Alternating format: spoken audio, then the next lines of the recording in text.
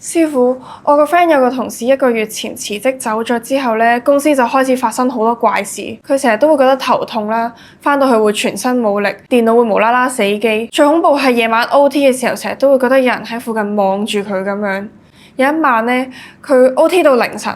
跟住佢覺得背脊涼涼地，一抬高頭咧，見到佢同事企咗喺佢前面，佢嚇到電話都跌爆埋。但係執翻部電話之後咧，就已經唔見咗佢同事。自此之後，佢經過佢個位嘅時候，都會 feel 到佢好似仲喺度，甚至有陣時會聽到佢講嘢嘅聲。後嚟先知佢係因為工作壓力太大，跟住喺屋企燒炭自殺死咗。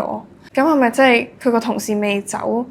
定係佢有嘢想同我 friend 講？同事自殺屬於還死，靈體往往難以釋懷，最易滯留原地嘅同事，親近生前熟悉嘅人，加上還死本身就帶住極重嘅怨氣，辦公室本來就有好多無形嘅壓力同埋矛盾，一旦有人帶住怨氣離開，怨念容易越積越多，最終連生人都覺得氣場異常沉重。解鈴還須繫鈴人，公司最好誠心化解呢啲恩怨，否則靈體就會永遠徘徊，辦公室永無寧日，甚至會跟你一世。